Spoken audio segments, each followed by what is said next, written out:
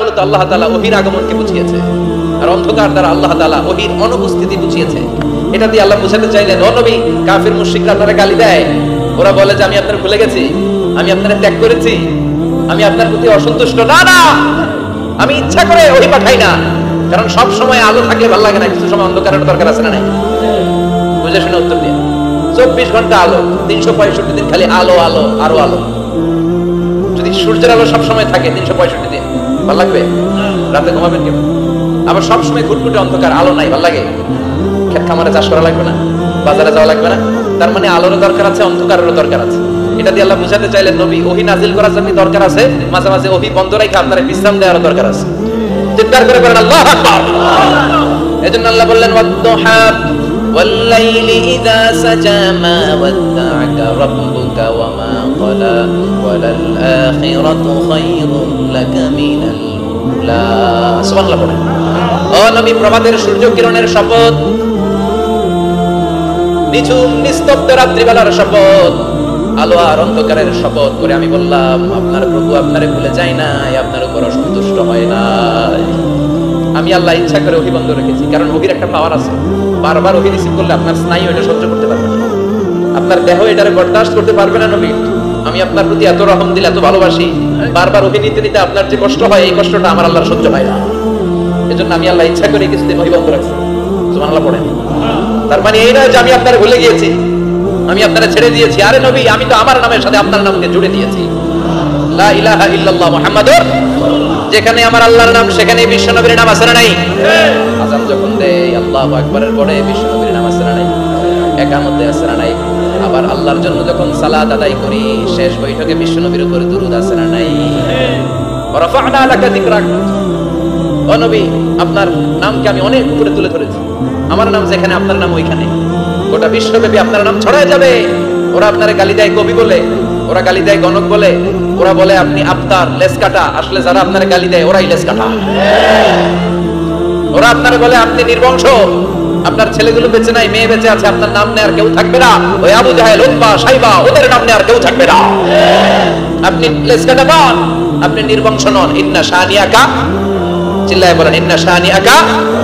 যারা আপনারে গালি দেয়, যারা আপনারা নিয়ে কটু কথা বলে, ওরাই লেস কাটা, ওরাই নির্বংশ। ওদের বংশকে আমি আল্লাহই নির্বংশ করে ছাড়ি। চিল্লায় বলেন ঠিক কিনা? ও নবী, মা ওয়াদ্দা'আকা রাব্বুকা ওয়া মা ক্বালা। আপনার রব আপনারে পরিত্যাগ করে নাই, আপনারে ভুলে যায় নাই, আপনারে ছেড়ে দেয় নাই। আপনার রব ইচ্ছা করেই ওহী নাযিল বন্ধ করে রেখেছে। আমি ইচ্ছা করেই আপনারে প্রেসার দিতে চাই নাই গো নবী, কারণ ওহী রিসিভ করা অনেক কঠিন। এটা আস্তে আস্তে আপনি অভ্যস্ত হবেন। সুবহানাল্লাহ পড়েন। ওহীর একটা পাওয়ার আছে না নাই? আমরা তো কি মজায় মজায় কোরআন পাইছি। এই যে কি সুন্দর কোরআন নিয়ে বসে পড়ি, তাফসীর করি, কি মজার কোরআন। এই কোরআনটা রিসিভ করতে যে বিশ্বনবীর কত কষ্ট হয়েছে।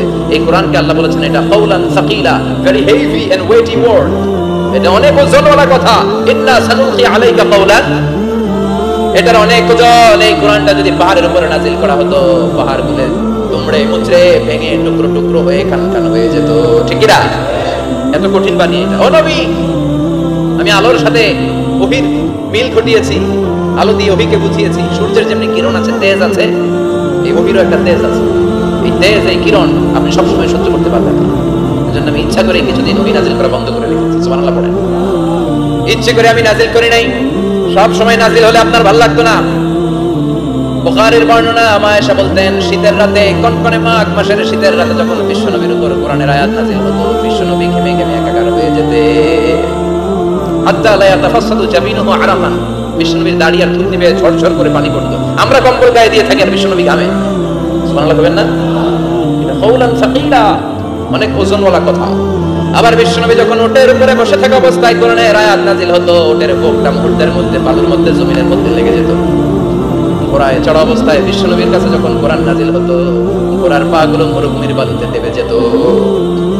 মাঝে মাঝে বিশ্বনবী সাহাবাদের রানের উপরে, পায়ের উপরে মাথা দিয়ে শুয়ে পড়তেন ক্লান্ত। যায়েদ বিন হারেসা, বিশ্বনবীর পালক পুত্র, তার পায়ের উপরে মাথা রেখে বিশ্বনবী একবার কথা বলতে বলতে ঘুমিয়ে পড়লেন। ঘন্টাখানিক ঘুমালেন। যায়েদ বিন হারেসা বলে, আমার কাছে তেমন কোনো কষ্টই হচ্ছে না, বিশ্বনবীর মাথাটা খুব বেশি ওজন মনে হচ্ছে না। ঘন্টাখানিক পর বিশ্বনবীর চোখ খুললেন, আর খোলা মাত্রই ওনার উপর ওহী কোরআনের আয়াত নাজিল করতে শুরু করলো। কে? যায়েদ বিন হারেসা বলে, যখনই কোরআনের আয়াত নাজিল হতে শুরু করলো, আমার মনে হচ্ছে বিশ্বনবীর মাথাটা 50-60 কেজি ওজন বেড়ে গিয়েছে। বিশ্বনবীর মাথার ওজনে আমার পায়ের রান ফেটে যাবে, আমার পায়ের হাড্ডি ফেটে যাবে, আমার পাটা ভেঙে খান খান হয়ে যাবে মনে হচ্ছিল। তার মানে কোরআনের আয়াত যখন নাজিল হয় বিশ্বনবীর উপর একটা প্রেসার আছে না নাই? এই জন্য আল্লাহ বললেন, নবী আমি আপনার ভুলে যাই নাই। কাফেররা যেমনি আপনার গালি দেয় যে আমি আপনার ভুলে গিয়েছি, আপনার উপর আমি অসন্তুষ্ট, নেভার, অসম্ভব। আমি আপনার উপর কখনো অসন্তুষ্ট নই, বরং আমি ইচ্ছা করি আপনার উপর থেকে প্রেসার কমিয়ে দেওয়ার জন্য কয়েকদিন ইচ্ছা করে আপনার ছুটিতে রাখছি। সুবহানাল্লাহ পড়েন, যাতে করে